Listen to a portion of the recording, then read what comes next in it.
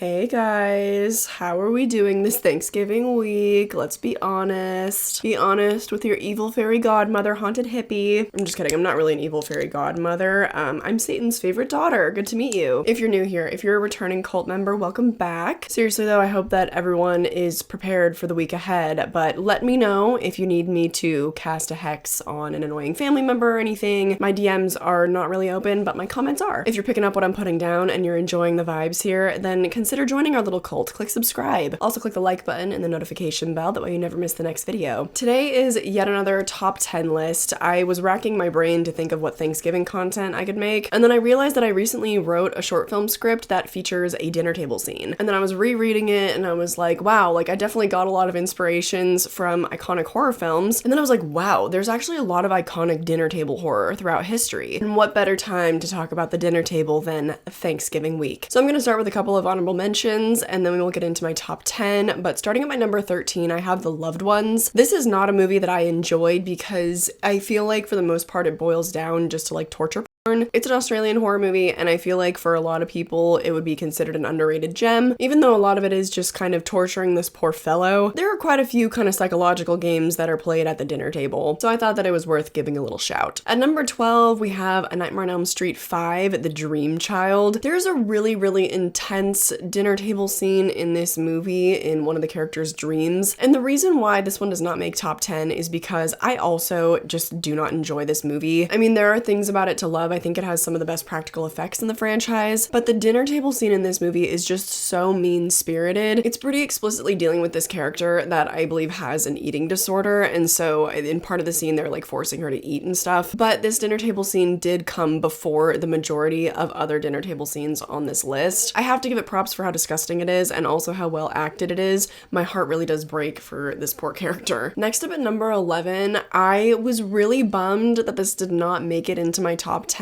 because I think it is such an excellent and underrated film, but that is Karin Kusama's The Invitation. I guess this one is a little bit more well known now. Jennifer's Body has had a resurgence, and so people are like, oh yeah, Karin Kusama also made like this really awesome movie too. While attending a dinner party at his former house, a man starts to believe that his ex-wife and her new husband have sinister plans for the guests. This movie is almost purely psychological, and I love social faux pas horror. Also, I'm really sorry if you can hear the work that they're doing outside. I think that they are quite literally drilling into the asphalt of my street. Also, you can probably tell how nasally I am. I have been sick for the past few days. Just an auditory nightmare today, aren't we, folks? But if you like The Invitation, another even more underrated movie in my opinion is Who Invited Them. Very similar setup. There is like a dinner party and there are some guests that nobody knows. Oh, also similarly, I think another honorable mention would be The Gift. I don't know if this is really considered a horror movie. To me, it is. From what I remember, there are some uncomfortable meals shared together. The three of those are all in the same vein of social faux pas, uncomfortable, awkward horror. But now I think we should finally get into my actual top 10 because I'm definitely gonna ramble more about these. At number 10, don't come for my throat, but I do have Hereditary. I would have put this one up higher, but this one is not really focused on the actual dinner itself. It's more what the dinner represents, right? But we all know this iconic scene. Don't you swear at me, you little shit. I am your mother. This scene could be on so many different top 10 lists. I mean, top 10 Mother's Day scenes, top 10 fights in a horror movie, top 10 performance in a horror movie of all time. Like, we already know. I'm not gonna be saying anything brand new about Hereditary, but it had to make it on this list just because of what it represents in terms of family horror. Not just family drama, but like, it just, I think, is so representative of the fact that we truly are like stuck with these people. Now, that's not true for everybody. Like, there are really extreme circumstances that lead to people not being in contact with their biological relatives, or in my case, you know, the people who adopted me. But for most people, like, kind of no matter how bad it gets, we do remain in the company of our relatives, even if only for the holidays. And that is a scene where these three people are just so like undeniably trapped with one another, none of them knowing how to understand or deal with their grief, or especially deal with with one another and how each other are handling the grief, to the point where it blows up. It's not only just like, I feel a very kind of accurate portrayal of grief in that moment, but then also when everything shatters, like when people can't maintain their chill anymore. We've all had those moments with family, right?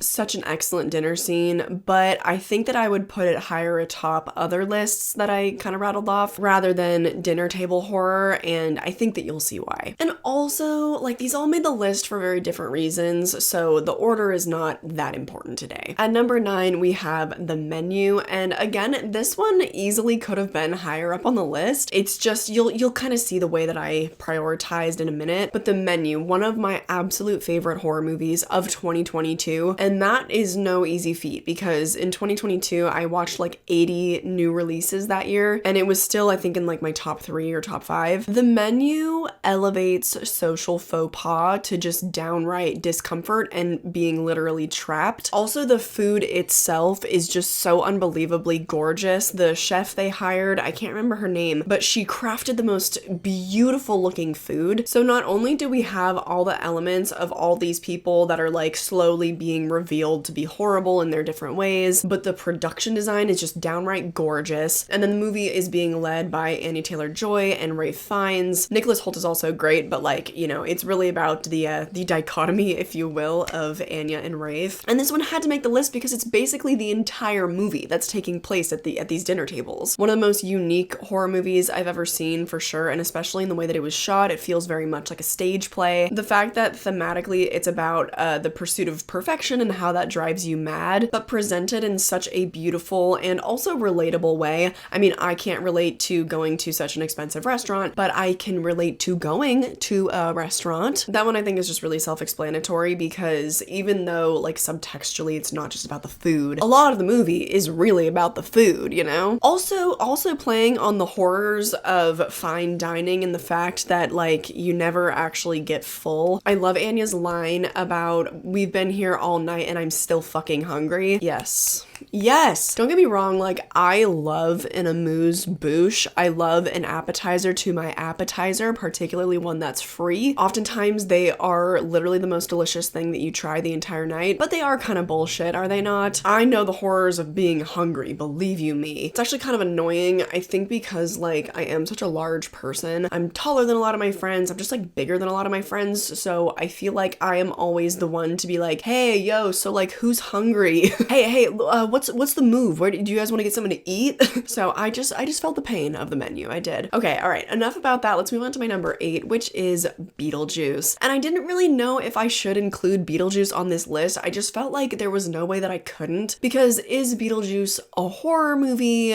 I don't know. I want to say yes. To me, it's gateway horror. It's like Corpse Bride. It's like Coraline. It's like Paranorman. What's a live action one? What's a live action Monster House is animated. What's a live action one? Whatever. It's live action gateway horror. I mean, there are a lot of really creepy practical effects. There's a lot of weird stuff. So I count Beetlejuice. It's a dark comedy, okay? And you literally already know why. You literally already know why. I don't need to explain it. When these idiots start dancing around, I lose my marbles. It's just so fun. It's one of the most fun dinner scenes ever put to film. And not just for the dancing. Let's unpack the ambiance in total. These stupid ass chairs, like the fact that Catherine O'Hara's character is just so unbelievably tacky. I love how much they play into that, and it's with everything that they do. So just how ugly everything is, how ugly everything that everyone's wearing is, because this already would have been funny enough, just people becoming possessed and then having to sing that song. There are so many other layers thanks to the production design. I love that scene so much. Now at number 7, we actually have a Christmas movie, and that would be Santa's Sleigh. You guys probably haven't heard of this one, so let me read you the synopsis. After a millennium of spreading Christmas cheer, Santa Claus reverts to his demonic self and gives the gift of fear. This one I have talked about many times because it is just such an underrated gem. I guarantee you the movie has at least one actor that you like, at least 2 or 3 one-liners that you will belly laugh at, and at least 1 or 2 kills that are also going to have you in stitches. The opening is the dinner scene that I'm talking about. I believe that it takes place on Christmas Eve, which features none other than James Caan and also the baddie from Urban Legend. I know you know her too, Rebecca Gayheart. sweetheart, if you didn't know her name. And then also Fran Drescher is there. And unfortunately, that is very short-lived because Santa begins going on a killing spree. But I think one of the most underrated openings of any slasher ever. It's literally the opening scene, so if you decide the rest of the movie after that is not your cup of tea, then that's fine. You can turn it off. But it is so worth catching that opening scene. Bill Goldberg as a killer Santa Claus is so underrated. I know that recently David Harbour has done it and he's fantastic as well, but I think Bill Goldberg walked as killer Santa Claus so that David Harbour could run. And I don't want to say that the best kill scenes are in that opening scene alone, because there are some really fun ones later on. The hijinks that Santa Claus gets himself into, like, it's amazing. But they are extremely inventive. Like, that movie really kicks off with a bang. Some dated humor though, be on the lookout for that, but otherwise it is a hilarious film. At number 6, I have It Chapter 2, and this one I debated putting higher up on the list because it is so long, like there is so much to this scene, but there are some things that hold it back. I love the reunion of all these characters. I am obsessed with the characters of It. They are the Stephen King characters that I feel most attached to, I think, out of all of his work, even more than Danny from The Shining, even more than the characters from Stand By Me. Just as a group and their chemistry, they've always been cast so well. And so in It Chapter 2, to see them reunite, I love that part of the scene. And then also, of course, it's really fun when all of the gags start going down. But the reason why it's not higher on the list is just because this scene ended up being a little bit weird. You know what I mean? Like you know what I mean. The weird little baby thing. I wish that it had been done a little bit more practically, because the CGI in It Chapter 2 kind of looks like shit. And so rather than being scared or like having fun with some of those moments, I'm just feeling really weirded out. This scene could have been higher up on the list had it been executed a little bit better, but as is, I think like my reasoning is fair for it not cracking the top 5. Now at number 5, my top 5 is really where we start getting into some freak shit. So you're gonna understand my ranking system, I think, a little bit better. At number 5, I have Hannibal, which is a sequel to the 1991 film The Silence of the Lambs. Maybe you've heard of it. Hannibal is the continuation of Clarice Starling as she is pursuing Hannibal Lecter, but there is one scene in particular that, if you've seen the movie, you already know without me telling you, and it is so disturbing. It could have gone higher up on my list, but this scene truly, no matter how many times I see the movie, still disturbs me to my core. It is so disgusting. It's okay. Let me tell you about it. Let me stop delaying. So Clarice has tracked down Hannibal in this house. Paul Krendler is also there, and to my recollection, he also was pursuing Hannibal. And Hannibal, in his wonderful ways, played by Anthony Hopkins, is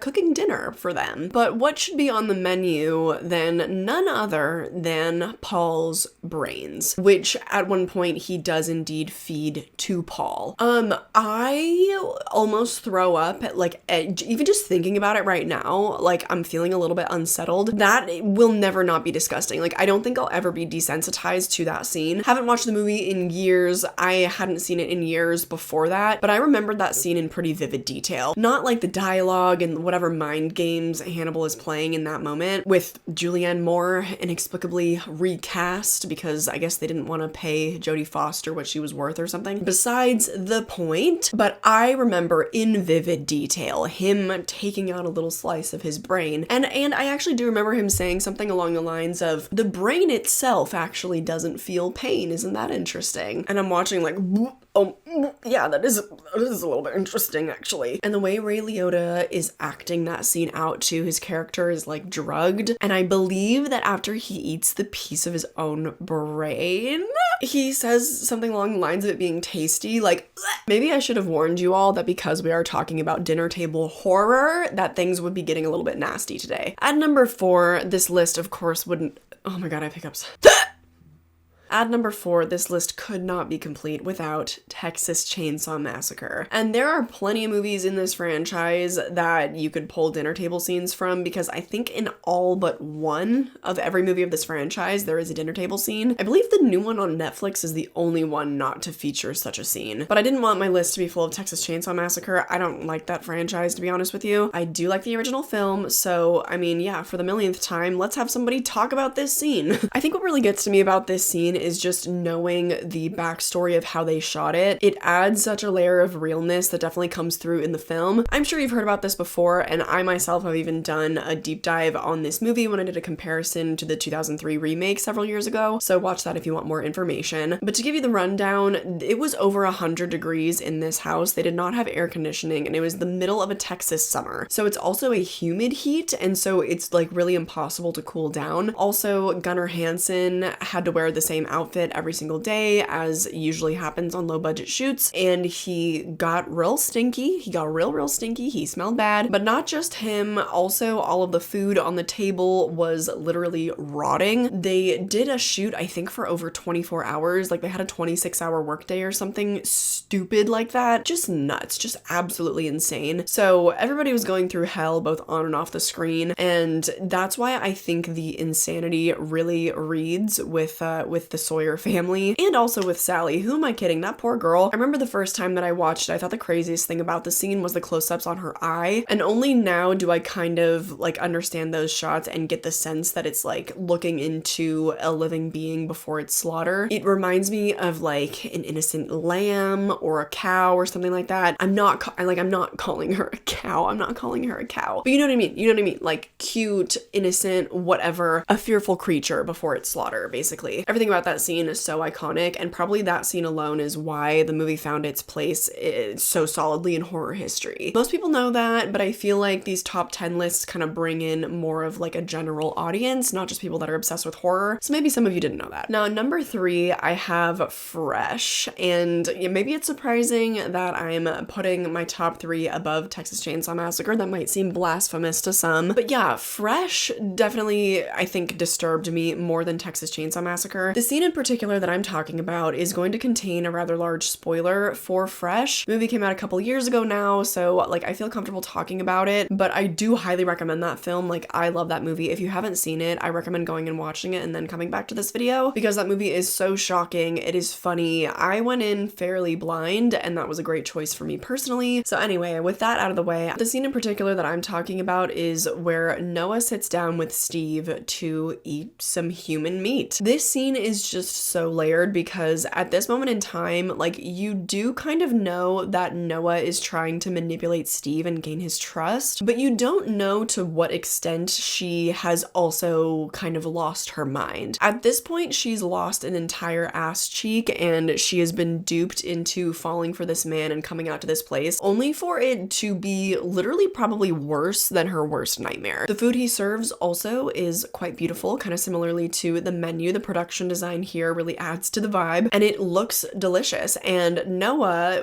you know, whether or not she's playing into it, it does kind of seem like she is into the food. It's disturbing on so many levels, it's kind of funny on many levels, and it's confusing. It really keeps you on your toes. There are so many layers to that scene that just like really keeps you so engaged. And from that point on, I just was like, okay, I guess anything can go in this movie. If we're gonna make a cannibal out of our protagonist, then like what the hell is coming next? Just thought it was one of the most expertly crafted scenes in that entire film. And I'm sorry if that was a big spoiler and you haven't seen it, but I warned you. And there are still a lot of other surprises up that movie's sleeve, so you still should watch it. At number 2, both a personal and worldwide favorite, we have Alien. This is a lot like Texas Chainsaw Massacre, where again, there's not a lot of other commentary that I can add. This is a movie that has been spoken about ad nauseum, and like rightfully so, but you know the scene that I'm talking about. It's not known as the dinner table scene in this movie. It is known as the chest burster scene, of course. I love this scene so much, again, just because there are layers. So let's peel those back. First of all, you know that something is wrong. They have just touched down on this mystery planet. This guy had a face hugger on him for several hours. Like, you know that all is not well. He's woken up, he seems fine, he's laughing, whatever. The shift in tone from the beginning of this scene to the end, I just think is what makes it one of the most shocking and one of the most amazing scenes ever put to film. The fact that they're all laughing, he seems fine, and then, oh, something is wrong. Even though everybody's laughing, there is kind of like the dramatic irony of the audience watching and thinking, oh god, like, is he in denial? Like, something has to be wrong, but like, what's it gonna be? None of us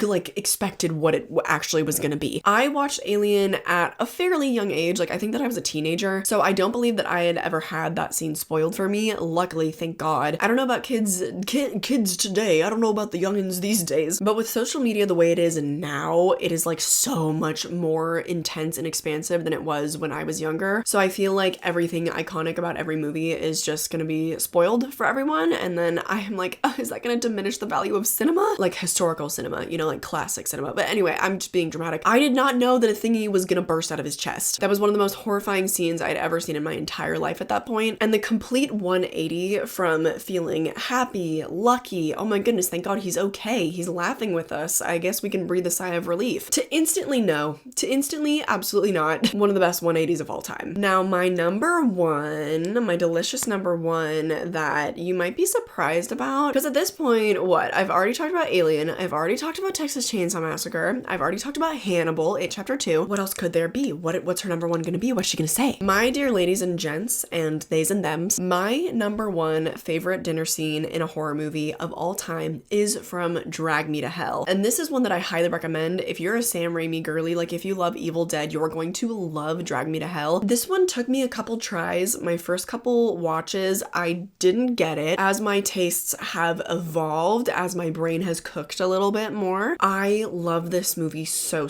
much. I love Drag Me to Hell, particularly the dinner table scene. So let's get into that. Again, with this one, there just are a lot of layers to unpack. First of all, there is the overt horror. We know that this poor girl has been cursed. She is trying many different things to get rid of it, and at this point, I think we're only about midway through the movie, so we know that it's not over, and perhaps that is just dramatic irony for the audience to know that she is not okay, even if she thinks that she is. So there's that overt horror. Secondarily, I think is the horror of having to meet your significant other's family. It's always gonna be a little bit of a toss-up. Oftentimes, the apple doesn't fall far from the tree, so like you know what you're getting into, but sometimes the apple runs a country mile away from the tree, and you gotta meet some absolute weirdos. So that's kind of what's going on here. She is this country girl who's been trying to get rid of her accent, but she's meeting these very posh, uppity, judgmental people. So that is also, I think, a fairly explicit horror. She is trying to have to impress these people that she doesn't really fit in with. I mean, she does, like, I'm not...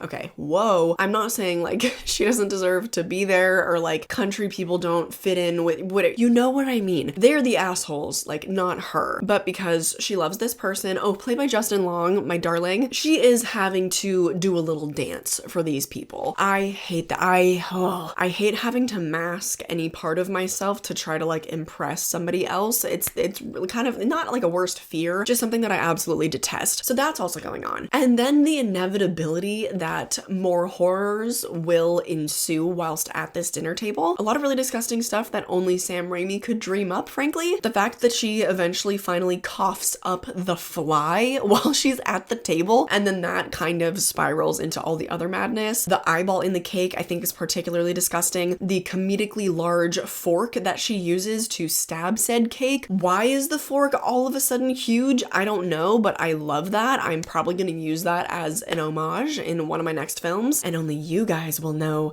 where it came from because I just told you right now. Oh shit, I gotta go to the movies. The showtime for the movie I'm seeing starts in 5 minutes, so I do need to wrap this up, but my god, do I love Drag Me to Hell. I love that scene so much. It just has all the elements that I love, right? Overt horror, subtextual horror, gross out horror, laughs. Oh my god, does that scene make me laugh? Just really has everything going for it that I think is a bit of like a culmination of all the other movies that I've already listed. So tell me your favorite dinner table horror movie scenes. I want to know, what did I miss? Because I'm sure that there are a lot of them. Family is a huge element of horror, so I know that there have to be some family dinner scenes that I missed. Oh my god, I didn't even mention like the Invisible Man, but their food never came, did it? Because the horrors ensued before they could get to that. But that's also a quick scene, so I think an honorable mention is fair. But yeah, don't be shy in the comments. Let me know. If you enjoy top 10 lists like this, then definitely subscribe to this channel, but there also is no shortage of other different types of content here, and it's all about horror movies. I also have my second channel where I primarily talk about physical media, but I also post travel content and spooky vlogs. I also have a Patreon where, depending on which tier you join, I post a bonus video every single week. I'm also on social media. Find me, go nuts, yeah, have fun. More than anything else, I just hope that you enjoyed this video and that I catch you in the next one. Bye.